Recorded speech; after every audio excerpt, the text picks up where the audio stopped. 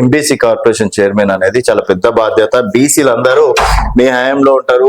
మీరు ఏదైనా బీసీలకి ₹1 రిలీజ్ చేయాలన్నా కూడా మీ కార్పొరేషన్ చైర్మన్ దిక్కు. సో ఈ రోజు బీసీలకి కాంగ్రెస్ పార్టీ మోసం చేస్తుంది, కాంగ్రెస్ పార్టీ ఏం చేయట్లేదు.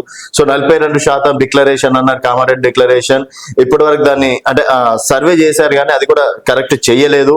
సో మరి ఇప్పుడు రేపటి నాడు ఎన్నికలకి ఏది కాంగ్రెస్ పార్టీ మోసం చేసి ఎన్నికలకు వెళ్తుందా, చట్టబద్ధంగా 42% ఇచ్చి వెళ్తుంది అనుకోవచ్చా? కాంగ్రెస్ పార్టీ ఎప్పుడు కూడా మోసాలు అనేది కాంగ్రెస్ పార్టీకి అలవాటు లేదు, అది చెయ్యదు కూడా. కాంగ్రెస్ పార్టీ చేసే ఏ వాగ్దానం చేసినా అది ఖచ్చితంగా నెరవేరుస్తుంది. 42% ఏదైతే రిజర్వేషన్, బీసీ రిజర్వేషన్ 42% చేసింది రాహుల్ గాంధీ గారు కానీ, ఖర్గే గారు కానీ, మన సోనియా గాంధీ గారి నాయకత్వంలో. మరి రేవంత్ రెడ్డి గారు ఒక అగరు కులాల నాయకుడు అయినాక కూడా ఆయన ఏంటంటే బీసీలకు న్యాయం జరగాలి, బీసీలకు చాలా అన్యాయం జరుగుతుంది అన్ని గవర్నమెంట్ ఉన్నప్పుడు.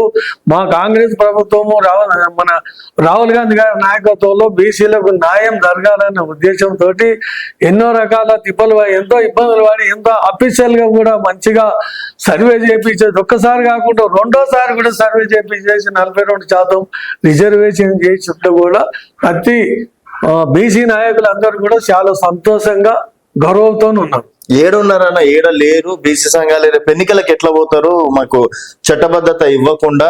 సో ఇది కేవలం ఓట్లు దంచుకునే ప్రయత్నం మాత్రమే. మరోసారి కాంగ్రెస్ పార్టీ బీసీలకు న్యాయం చేస్తుంది. కాంగ్రెస్ పార్టీ అంటేనే రెడ్డి కాంగ్రెస్ అని ఒక గతంలో బ్రాండ్ ఉంది, ఇప్పుడు అదే కంటిన్యూ చేస్తున్నారు. మొన్న మల్లికార్జున ఖర్గే గారు కూడా బీసీలకు సంబంధించి ఒక మాట కూడా మాట్లాడలేరు అని చెప్పేసి అంటున్నారు.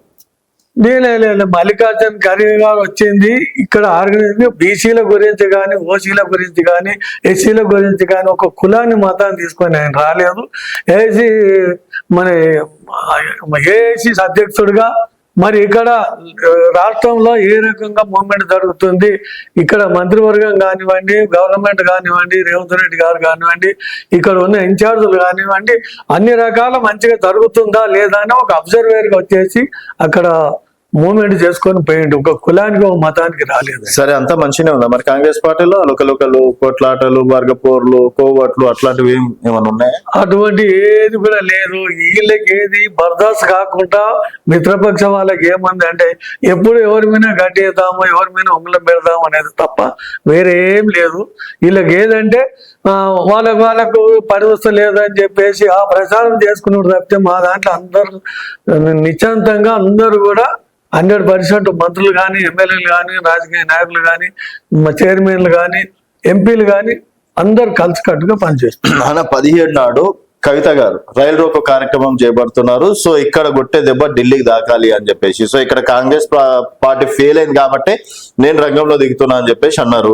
సో ఇక్కడ మరి ఏంది బీసీల పట్ల ప్రేమ చూపించట్లేదు? నిజంగా కేంద్రాన్ని అడిగే దమ్ము లేదా కాంగ్రెస్ నేతలకి?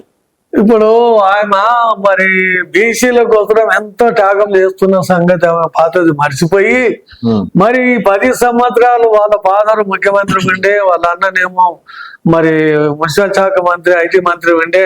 మరి ఆ రోజు మరి వీళ్ళందరూ వాళ్ళ కుటుంబమే పెద్ద రాజకీయంలో ఉన్నారు. మరి బీసీలకు ఏమాత్రం న్యాయం చేశారు? బీసీలకు ఎంత రిజర్వేషన్లు చేసి బీసీలకు వాళ్ళ ఎమ్మెల్యే టికెట్లు కానీ, ఎంపీ టికెట్లు కానీ కేటాయించారు. అది ఒక్కసారి మనం ఇంకా మళ్ళీ ఆలోచన చేసుకోవాలి. ఇప్పుడు 10 ఏళ్ల తర్వాత నువ్వు ఓడిపోయినావు కాబట్టి ఇవాళ నీకు బీసీ రాజుకి వస్తారు, ఎస్సీ రాజుకి వస్తారు, మరి ఏది ఈ రకంగా ఎస్టీ రాజుకి వస్తారు, మైనారిటీలు యాదికి వస్తారు. అప్పుడు మరి ఆ 10 ఏళ్ళు ఎందుకు రాలే మీకు అది? మరి ఒకసారి మీకు బాగా గమనించుకొని వెనకకు మళ్ళీ చూడాలి. మీరేంటంటే ఇవాళ రైలు వ్యక్తే నువ్వేం బంద్ చేసినా బీసీలంతా నీ ఎంబడి వస్తారనేది మాత్రం అది కళ. మీరు చేసిన అన్యాయానికి బీసీలకు మీరు చేసిన 10 ఏళ్లలో చేసిన అన్యాయమే ఇవాళ బీసీలు మరి మీ ఎంబడి లేకుండా కాంగ్రెస్ పక్షాన్ని ఉంటేనే మాకు బీసీలకు కానీ అన్ని కులాలకు కానీ సమయంగా న్యాయం జరుగుతుందనే ఉద్దేశంతో కాంగ్రెస్ పార్టీ పక్షాన కాంగ్రెస్ ఎంబడే, కాంగ్రెస్ నాయకత్వమే, కాంగ్రెస్ బరువు బలహీన వర్గాలకు, గరీబులకు ఏం చేసినా మేలు చేసింది కాంగ్రెస్ కాబట్టి కాంగ్రెస్ పక్షాన్ని అన్ని వర్గాలు, అన్ని కులాలు కాంగ్రెస్ పక్షాన్ని. కాదన్న మరి ఇప్పుడు రేవంత్ రెడ్డి గారు ఢిల్లీలోనే ఉన్నారు కదా, ఎందుకు అడగలేకపోతున్నారు మరి కేంద్రాన్ని మాకు చట్టబద్ధత చెయ్యండి అని చెప్పేసి, పార్లమెంట్ సెక్షన్ లో మా బీసీ బిల్లు గురించి మాట్లాడండి అని చెప్పేసి ఎందుకు మాట్లాడిపించలేకపోతున్నారు అనుకోవచ్చు? ఇప్పుడు కాంగ్రెస్ ప్రభుత్వము ఇక్కడ ప్రతిపక్షంగా గట్టిగా నిలదీస్తుంది మా రాహుల్ గాంధీ గారు. మరి రేపు పార్లమెంటులో బిల్లు పెట్టినప్పుడు కూడా ఖచ్చితంగా మా వాళ్ళు రిజర్వేషన్ ఏదైతే బీసీ రిజర్వేషన్ కానివ్వండి, మరి 33% లేడీస్ కూడా రిజర్వేషన్ ఆనాడు రాజీవ్ గాంధీ గారు చేస్తే అప్పుడు దాన్ని కానియలేదు. ఈ రోజు మా రాహుల్ గాంధీ గారు కానీ ఖచ్చితంగా మా కాంగ్రెస్ పార్టీ మల్లికార్జున ఖర్గే కానీ, రాహుల్ గాంధీ గారు, మా ప్రియాంక గాంధీ గారు, మా సోనియా గాంధీ గారు, మా నాయకులు అందరూ కూడా ఖచ్చితంగా రిజర్వేషన్ల ఏదైతే గ్రామ పంచాయతీలు కానివ్వండి, మండళ్ళు కానివ్వండి, మున్సిపల్ కానివ్వండి, ఖచ్చితంగా పర్సంటేజ్ బీసీలకు పర్సంటేజ్ ఖచ్చితంగా ఇవ్వాలనే పట్టుదలతో మా నాయకులు చేస్తారంటారు. నమ్మకం ఉందా ఒక బీసీ నాయకుడిగా? 100% బీసీలకు న్యాయం జరుగుతుంది అనుకుంటున్నారా? బీసీలకు 100% న్యాయం జరుగుతుంది. ఈ గవర్నమెంట్ లో ఈ రేవంత్ రెడ్డి నాయకత్వంలో, రాహుల్ గాంధీ నాయకత్వంలో బీసీలకు న్యాయం జరుగుతుంది. మరి ఇప్పుడు కవిత గారు చేసినటువంటి వ్యాఖ్యలు